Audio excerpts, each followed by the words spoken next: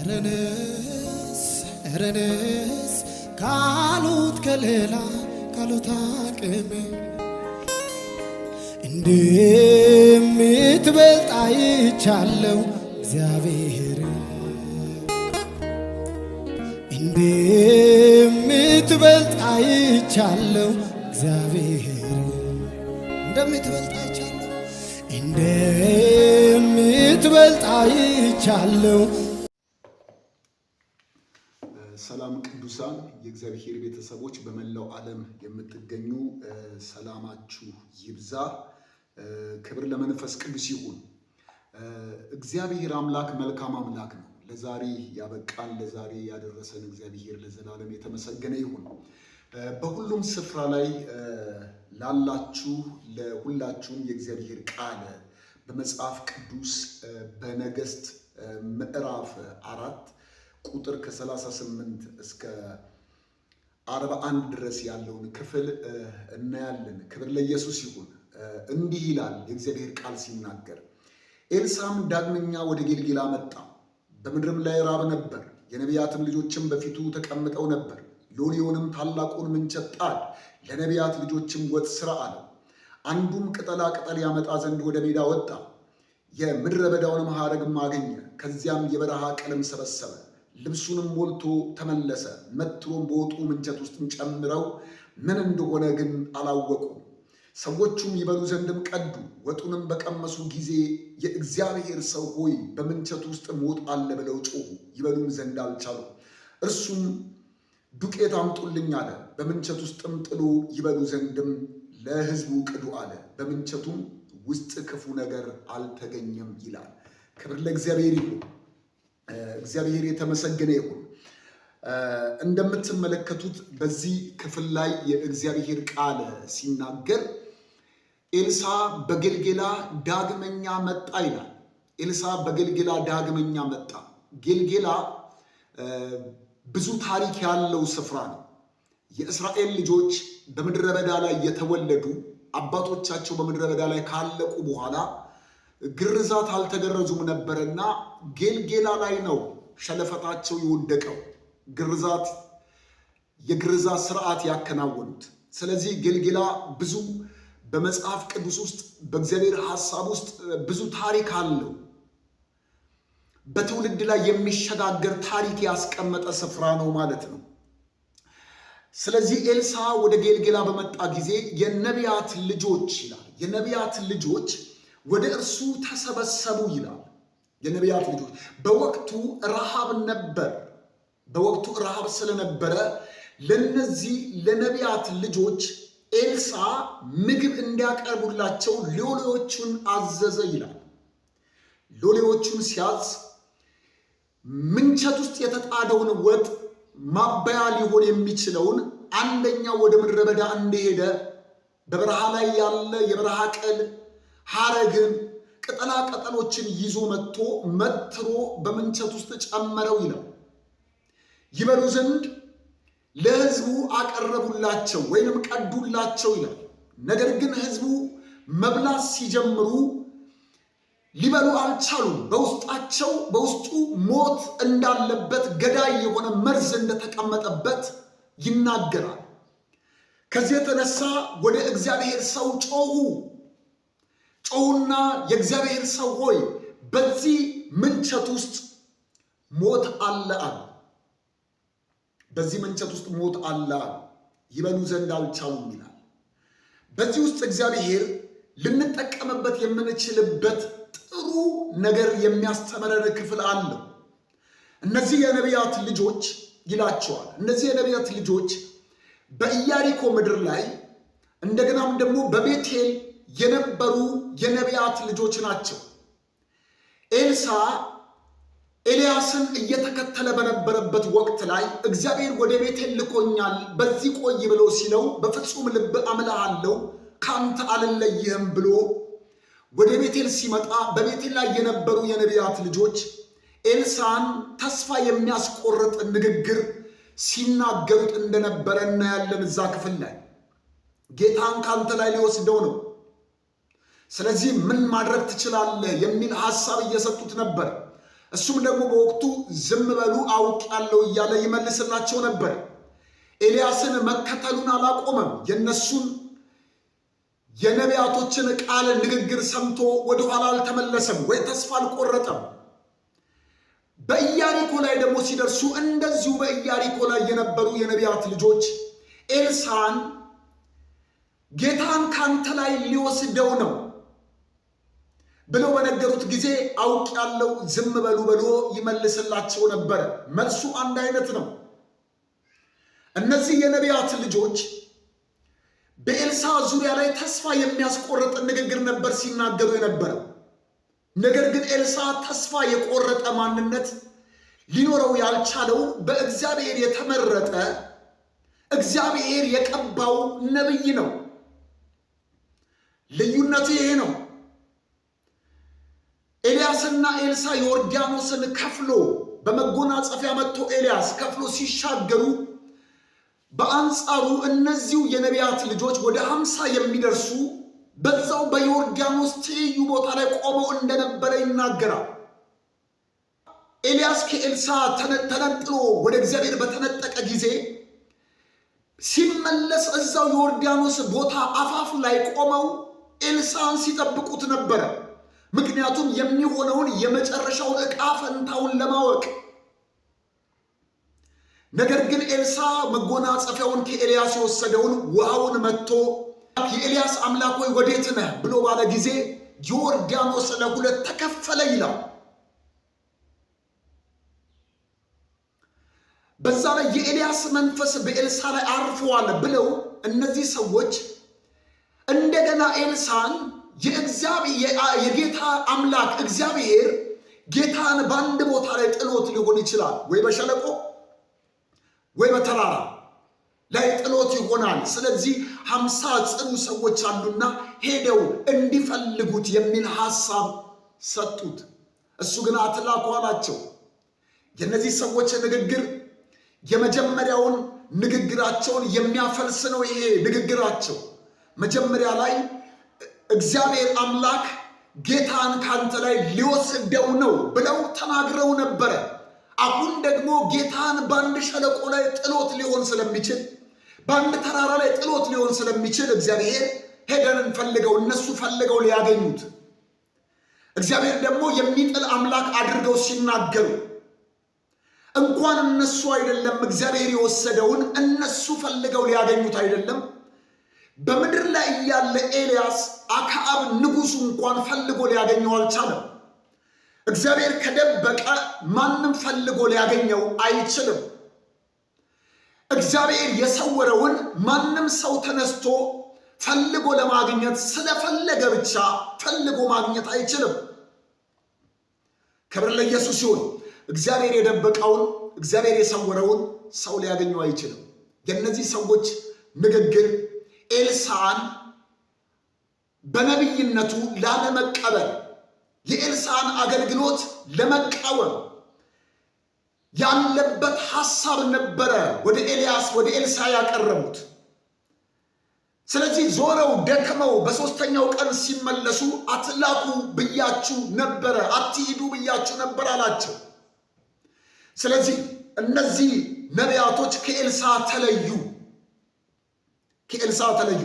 የነቢያቶቹ ታሪክ ምንድነው? በቀላሉ እግዚአብሔር የላከውን አገልጋይ ለመቀበል የሚቸገሩ ናቸው።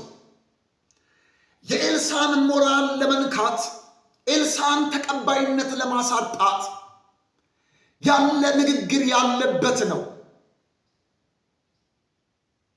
ክብር ለኢየሱስ ይሁን። አንዳንድ ጊዜ አንዳንድ ሰዎች እንደዚህ አይነት ሰዎች አሉ ዛሬ እግዚአብሔር አምላክ ከነሱ ውጪ በሌላ ሰው ላይ ሊጠቀም ይችላል ብለው የማያስቡ፣ ከነሱ ውጪ እግዚአብሔር ፈጽሞ የሚናገርበት መንገድ እንደሌለ አድርገው የሚቆጡ፣ የእግዚአብሔር ቃል ሲናገር እግዚአብሔር በአንድም በሌላም ይናገራል፣ ሰው ግን አያስተውልም ይላል። እግዚአብሔር የመናገሪያው መንገድ ብዙ ነው። አዳማጭ እስካለ ድረስ፣ ሰሚ ካለ እግዚአብሔር የሚናገርበት መንገድ ብዙ አይነት መንገድ አለ። ግዴታ አንድ ሰው ግዴታ የነቢያት ልጆች ብቻ ስለሆኑ በእነሱ በኩል ብቻ እግዚአብሔር የሚናገር አድርገው የሚቆጥሩ አገልጋዮች ናቸው። ኤልያስ በነበረበት ወቅት ላይ የነበሩ ናቸው። ነገር ግን ድፍን እስራኤል ጣዖትን ስታመልክ በአሊምን ሲያመልኩ ሕዝቡ ከእግዚአብሔር ሐሳብና ዓላማ ሲወጡ በቤቴል ሆነ በኢያሪኮ ምንም ለሕዝቡ የጠቀሙት ነገር የለም። እነዚህ ነቢያቶች የእነዚህ ነቢያቶች እንቅስቃሴ ለሆዳቸው ብቻ ለጥቅማቸው ብቻ የሚንቀሳቀሱ ናቸው። የእግዚአብሔርን ሐሳብ በሚበላ ነገር አሳልፈው የሰጡ ናቸው። የእግዚአብሔርን ፍቃድ ለሚጎረስና ለሚቆረስ እንጀራ አሳልፈው የሚሰጡ ናቸው። ስለዚህ እነዚህ ነቢያቶች የእግዚአብሔርን ሐሳብና ዓላማ የሚፈልጉ የሚከተሉ አይደሉም። ለሕዝቡ ትልቅ እንቅፋት የሆኑ ነቢያቶች ናቸው፣ ወይ ደግሞ የነቢያት ልጆች ናቸው። ክብር ለመንፈስ ቅዱስ ይሁን። እነዚህ ነቢያቶች በነበሩበት ዘመን አክዓብ ከነዚህ ከነቢያት ልጆች ነበረ ለራሱ ነቢይ ሲመለምል የነበረው። ወደ 400 የሚያክሉ ነቢያቶች በአክዓብ እጅ ስር ተቀምጠው የአክዓብን እንጀራ የሚበሉ ለጥቅማቸውና ለሆዳቸው የእግዚአብሔርን ሐሳብ አሳልፈው የሰጡ ነቢያቶች እንዳሉ መጽሐፍ ቅዱስ ይናገራል። ከነዚህ አይነት ከነቢያት ልጆች ነው አክዓብ ሲመለምል የነበረው። ጥቅም ካገኙ የእግዚአብሔርን ነገር አሳልፈው ይሰጣሉ። ለሚበላ ነገርና ለሚጠጣ ነገር አሳልፈው የእግዚአብሔርን ፍቃድ የሚተው ናቸው። ስለዚህ ስለ እግዚአብሔር ፍቃድ፣ ስለ እግዚአብሔር ሐሳብ፣ ስለ እግዚአብሔር ቃል ብዙ ደንታ አይሰጣቸው። ሁል ጊዜ ከጥቅማቸውና ከጥቅማቸው አንግል ብቻ ነው ሁሉን ነገር የሚመለከቱት። ማሰብ የሚፈልጉት የሚጠቅማቸውን ነገር ብቻ፣ ሊያገኙበት የሚችሉበትን መንገድ ብቻ ነው። ሰው ተጎዳ አልተጎዳ፣ ሰው ተጠቀመ አልተጠቀመ፣ እግዚአብሔር አዘነ አላዘነ ምንም ጉዳይ ውስጥ የሚያስገቡት አይደለም። ኤልዛቤል የእግዚአብሔር ነቢያቶችን ባሳረደች ጊዜ እግዚአብሔር አምላክ አብድዩ የሚባል በአክዓብ ቤት ተቀምጦ የነበረ እግዚአብሔር አምላክ ኤልያስን በፋንታ ነቢይ ይሆን ዘንድ የሳፋጥን ልጅ ኤልሳን ቀባው። በእስራኤል ላይ ንጉሥ ይሆን ዘንድ ደግሞ ኢዩን ቀባው። በሰማርያ ላይ ንጉሥ ይሆን ዘንድ ደግሞ አዛኤልን ቀባው ብሎ በላከው ጊዜ አክዓብ የላከው በአክዓብ ቤት ውስጥ አዛዥ የነበረው አብድዩ በወጣበት ስፍራ ላይ ኤልያስን ሲገናኘው ሂድና ለጌታ ኤልያስ ተገኝቷል ብለህ ንገረው ብሎ ባለው ጊዜ ምን አጠፋው? እኔ እኮ ኤልዛቤል የእግዚአብሔር ነቢያቶችን ባረደች ጊዜ መቶዎችን በዋሻው ሸሽጌ 50 ስቀልብና ሳበላ የነበርኩ ሰው ነኝ። ይሄ በእግዚአብሔር ዘንድ አልታወቀልኝም ነበረ ብሎ የመለሰለት ሰው ነው። ምንም እንኳን የእግዚአብሔር ጠል በሆነ በአክዓብ ቤት ውስጥ የተቀመጠ ሰው ቢሆንም በዛ ቤት ውስጥ የቤቱ አዛዥ ሆኖ አገልግሎት ቢሰጥም እንኳን ፈሪሃ እግዚአብሔር የነበረው ሰው ነው አብድዩ። አብድዩ እነዚህን የእግዚአብሔር ነቢያቶችን በዋሻ ውስጥ አስቀምጦ ይመግባቸው ነበር። ደግ መጋቢ ነበረ። ጫና ባለበት ቤት ውስጥ፣ እግዚአብሔር በማይመለክበት ቤት ውስጥ አገልግሎት እየሰጠ ነገር ግን በስውር የእግዚአብሔር አገልጋዮችን ይመግብ ነበር። ዛሬም ላይ እንደነዚህ አይነት ሰዎች አሉ። ተጽዕኖ ባለበት መስሪያ ቤት ውስጥ፣ እግዚአብሔር በማይወደድበት ቤት ውስጥ እያገለገሉ አገልግሎት እየሰጡ በአገልግሎታቸው ሳይታሙ ሳይነቀፉ ነገር ግን የተመረጡ የእግዚአብሔር ሰዎችን ያመኑባቸውን የእግዚአብሔር ባሪያዎችን የሚያገለግሉ በጭንቃቸው ላይ የሚደርሱ በጉድለታቸው ላይ የሚገኙ ሰዎች ዛሬም አሉ።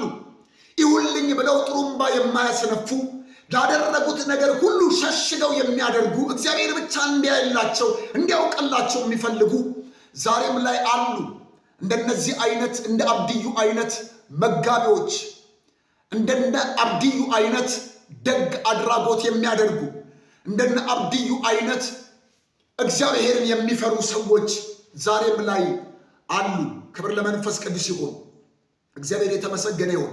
ዛሬ ላንተ ወንድሜ፣ ላንቺ እህቴ ምናልባት እግዚአብሔር በሚጠሉ እግዚአብሔር ጠል በሆኑ ሰዎች ውስጥ እያገለገላችሁ እየሰራችሁ ከሆነ ያላችሁበት መስሪያ ቤት ምንም እንኳን ያክል እግዚአብሔርን የማይወዱ ለእግዚአብሔር ቦታ የሌላቸው ቢሆኑም እንኳን እናንተ ግን ለእግዚአብሔር ቦታ ሊኖራችሁ ይገባል። እናንተ ምንም እንኳን የምትሰሩበት ቦታ ላይ ተጽዕኖ የሚያሳድርባችሁ መስሎ ሊታያችሁ መንፈሳችሁን ግን ማበላሸት አይችልም። ደግ አድራጎት ለማድረግ ሊከለክላችሁ አይችልም። እግዚአብሔርን አክብራችሁ እግዚአብሔርን ፈርታችሁ ለመኖር የሚከለክላችሁ አይኖርም። ምክንያቱም በውስጣችሁ የተቀመጠው እውነት እስካልጠፋ ድረስ ለእግዚአብሔር ቃል ክብር መስጠት እስካላቆማችሁ ድረስ የምታገለግሉበት ቦታ በጎ አድራጎት እንድታደርጉ ሊከለክላችሁ አይችልም፣ ሊያስቆማችሁ አይችልም። በመጽሐፍ ቅዱስ ውስጥ ብዙ ሰዎች አሉ ሊጠቀሱ የሚገባቸው እግዚአብሔርን በማይፈልጉ ሰዎች መካከል ውስጥ ሆነው እነሱን እያገለገሉ እያለ ነገር ግን የእግዚአብሔርን ሰዎች የሚደግፉ ጥሩ አድራጎት የሚያደርጉ ብዙ ሰዎች አሉ። ክብር ለመንፈስ ቅዱስ ይሁን። ስለዚህ አብድዩ ይህንን አድራጎት ያደርግ ነበር። አብድዩ ይህንን ስራ ይሰራ ነበር። እግዚአብሔር የተመሰገነ ይሁን። እነዛን ነቢያቶችን ታድጓቸው ነበር። ለነዛ ለነቢያቶች መድኃኒት አድርጎ እግዚአብሔር አቁሞት ነበር። ለነዛ ነቢያቶች እግዚአብሔር እንጀራ አድርጎ መጠቀሚያ አድርጎ ተጠቅሞበት ነበር። ዛሬም ባላችሁበት መስሪያ ቤት በምትሰሩበት ስፍራ ላይ እግዚአብሔር ለሌሎች መድኃኒት አድርጎ ያቆያችሁ ሊሆን ይችላል። ምንም እንኳን እግዚአብሔር የማይከበርበትና የማይመለክበት መስሪያ ቤትና ድርጅት ውስጥ እየሰራችሁ ቢሆንም በዛ ውስጥ እንድትቆዩ ያደረጋችሁ እግዚአብሔር ሌሎችን ለመጥቀም ሊሆን ይችላል፣ ሌሎችን ለመደገፍ ሊሆን ይችላል። ክብር ለኢየሱስ ይሁን። ስለዚህ ሌሎችን መደገፍ፣ ሌሎችን መጥቀም፣ ሌሎችን መርዳት በምትሰሩበት መስሪያ ቤት ውስጥ እግዚአብሔር የማይመለክና የማይከበር ስለሆነ መማረር አይጠበቅባችሁም። በዛ ውስጥ ያቆያችሁ እግዚአብሔር ነው። በዛ ውስጥ ያስቀመጣችሁ እግዚአብሔር ነው። በእናንተ ምክንያት ሊያድናቸው የሚፈልጋቸው ሊረዳቸው የሚፈልጋቸው ሰዎች አሉ። እነሱን ለመጥቀም እናንተ ለበዛ ውስጥ ሞገስ ሰጥቶ ያሳልፋችኋል። እነሱን ለመጥቀም እናንተ ለበዛ ውስጥ አቅም ሰጥቶ ያሳልፋችኋል። እግዚአብሔር ከነዛ ሰዎች ሐሳብ ጋር ስለተስማማ አይደለም። ሌሎቹን ለመደገፍ እናንተን ባስገባችሁ የሥራ ቦታ ውስጥ እግዚአብሔር ሞገስ፣ እግዚአብሔር አቅም ሆኖ እንድታልፉ ያደርጋችኋል።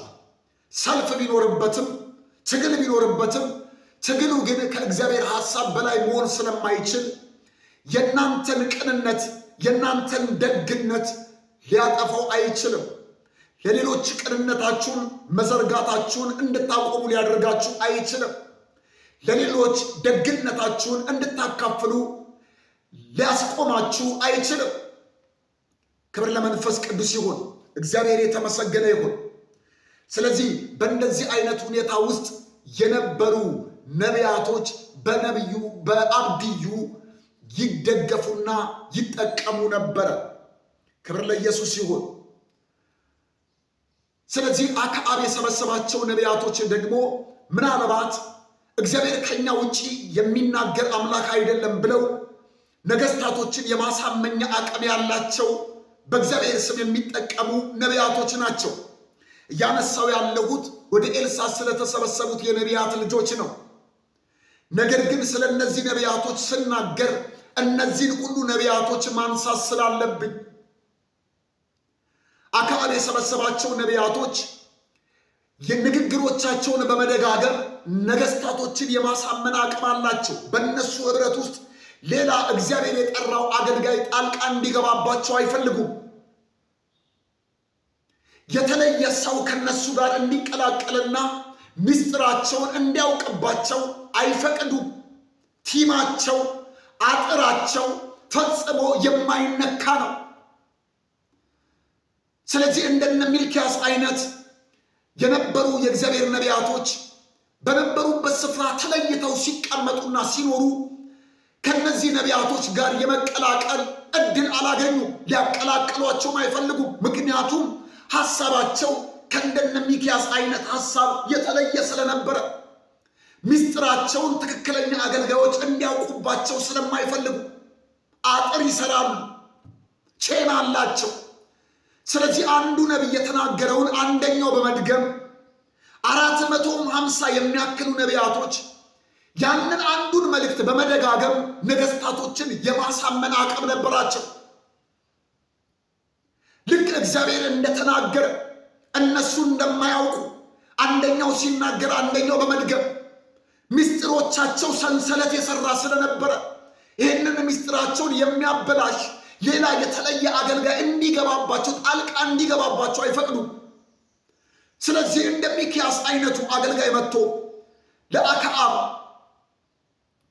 በሬማን ዘገለዓድ እስራኤል እረኛ እንደሌለው በጎች ሲበተኑ አይቻለሁ፣ በወጣበት አትመለስም ብሎ ሲናገረው ለኢዮሳፍጥ አየህ ጥሩ ነገር አይናገርልኝም ይሄ ነቢይ ብሎ እንደመለሰ፣ ምክንያቱም እሱ የሰበሰባቸው ነቢያቶች ሰላም ሳይሆን ሰላም የሚሉ፣ ጦርነት ሳይኖር ጦርነት አለ የሚሉ፣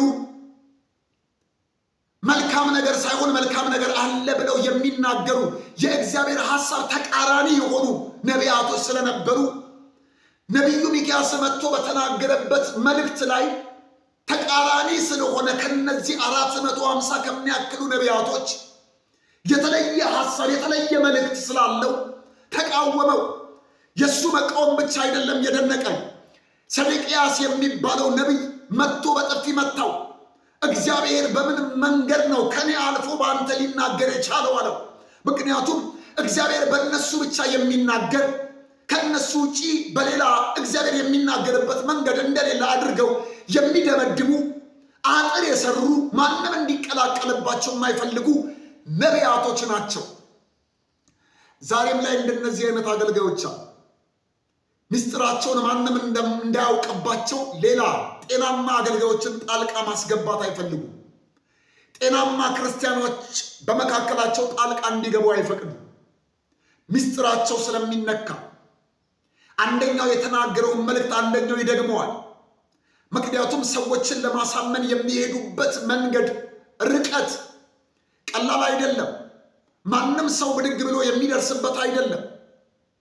ምስጢር ነው። እነዚህም የነቢያት ልጆች የተለየ አገልጋይ ካዩ ይቃወማሉ። ለዚህ ነው ኤልሳዕን አይደለም ኤልያስን ያልተቀበለ ማንነት አላቸው። እነሱ ባሉበት ምድር ነው እንደ ኢያሪኮ አይነት ምድር በጭንገፋና በሞት ታንቃ የነበረችው። እነሱ ባሉበት ምድር ነው ብዙ ስህተቶች እየተፈጠሩ የነበረው፣ ብዙ ወንጀል እየተሰራ የነበረው፣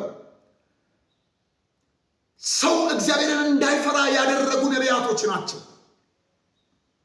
በዚህ ውስጥ እነዚህ ነቢያቶች ኤልሳዕን ከመጀመሪያው ጀምሮ ሲቃወሙት ነበረ።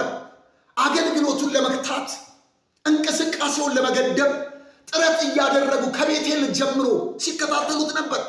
በኢያሪኮም ላይ ያንኑ ሲነግቡት ነበር። አልፈውም ደግሞ እስከ ዮርዳኖስ ዳር ድረስ መጥተው ነበር። ቀጥሎ ደግሞ እግዚአብሔር አምላክ የተጠቀመበትን አገልጋይ በሸለቆና በተራራ ወስዶ የሚጥለው አይነት አድርገው ሲናገሩ ነበር። እነሱ ፈልገው እንደሚያገኙት አድርገው ሲቆጥሩና ለኤልሳ ሐሳብ ሲያቀርቡለት ነበር። ተመልከቱ እንግዲህ እግዚአብሔር አምላክ የሰወረውን የወሰደውን እነሱ ፈልገው እንደማያገኙት ያውቃሉ እኮ። ነገር ግን የኤልሳን አገልግሎት ላለመቀበል የኤልሳን አገልግሎት በአይምሮ በመንፈሱ በስነ ልቦናው ላይ ጫና ለመፍጠር ነው።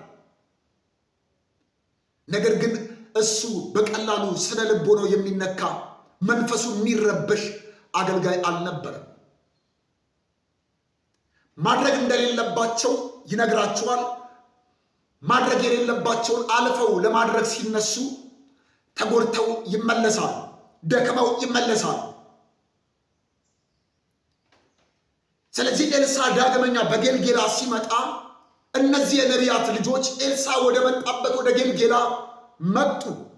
በወቅቱ ረሃብ ነበር፣ ችግር ነበር። ወደዛ ስፍራ ላይ የመጡ የኤልሳ አገልግሎት ለመቀበል ኤልሳን ለመቀበል አይደለም፣ ረሃብ ነበር ይላል። ወደ ኤልሳ ሰው ሲመጣ የሚበላ ነገር አያጣም። የእግዚአብሔር ሰዎች ባሉበት ስፍራ ላይ የሚበላ ነገር አይጠፋም። ምክንያቱም በረከት የሆነው እግዚአብሔር ከነርሱ ጋር ስላለ አብሯቸው ስለሚሆን። ኤልሳ ደግ መጋቢ ነው። ልክ እንደ አብድዩ ነቢያቶችን እንደመገበ ሸሽጎ ኤልሳ ደግሞ በግልጥ የሚመግብ ደግ መጋቢ ነው። ቀማኛ አገልጋይ፣ ቀማኛ ነቢይ አይደለም። የሚያበላ ሰዎችን የሚጠቅም ሰዎችን የሚደግፍ ሰዎችን የሚረዳ ነቢይ ነው። በመደገፉ ይታወቃል፣ በመርዳቱ ይታወቃል፣ በመመገቡ ይታወቃል ኤልሳ። ስለዚህ ይህንን የሚያውቁ የነቢያት ልጆች ወደ ኤልሳ መጡ።